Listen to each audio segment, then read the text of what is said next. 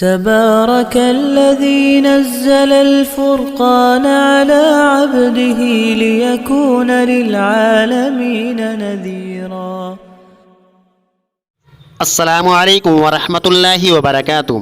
سامعین حضرات، 1 اپریل جس کو اپریل فول بھی کہا جاتا ہے، یہ غیروں کا طریقہ ہے، یہ غیروں کی رسم ہے، لیکن اب بہت سے مسلمان بھی اس کو سیلیبریٹ کرنے لگے ہیں۔ مسلمانوں کو سب سے پہلے اپنی شریعت سامنے رکھنی چاہیے اور اسی کے مطابق اپنے عمل کو کرنا چاہیے۔ حضور صلی اللہ علیہ وسلم کا فرمان ہے کہ ہلاکت اور بربادی ہے ایسے شخص کے لیے جو جھوٹ بولتا ہے اور جو جھوٹ بول کر دوسروں کو ہنساتا ہے۔ قرآن کریم کی ایک آیت کا مفہوم ہے الا لعنۃ اللہ علی الکاذبین، سن لو جھوٹے لوگوں پر اللہ تعالیٰ کی لعنت ہے۔ اب مسلمان جب اپریل فول مناتا ہے تو اس کے اندر جھوٹ بولا جاتا ہے، دوسرے کا مذاق کیا جاتا ہے اور اس کو دھوکہ دیا جاتا ہے۔ یاد رکھنا چاہیے کہ جھوٹ بولنا ایک الگ گناہ ہے۔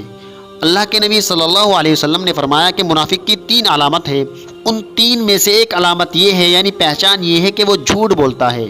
اور آپ صلی اللہ علیہ وسلم نے ارشاد فرمایا کہ مسلمان کو دوسرے مسلمان کا مذاق نہیں اڑانا چاہیے، اور اپریل فول کے اندر بھی مذاق اڑایا جاتا ہے۔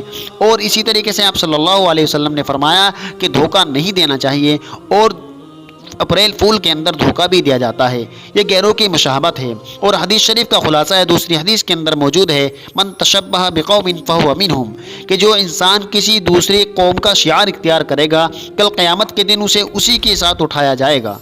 جب انسان مسلمان ہو کر کے مرے گا اور جب قیامت کے دن زندہ ہوگا تو وہ کہے گا کہ میں تو مسلمان تھا، میں کن لوگوں کے ساتھ اٹھایا جا رہا ہوں۔ تو جب اس کو یاد دلایا جائے گا کہ تم اپریل فول منا کر کے غیروں کی مشابہت میں تم شریک ہوئے تھے، لیکن اس وقت افسوس کے سوا کچھ حاصل نہ ہوگا۔ اللہ تعالیٰ تمام مسلمانوں کی اس گندی رسم سے حفاظت فرمائے، آمین یا رب العالمین۔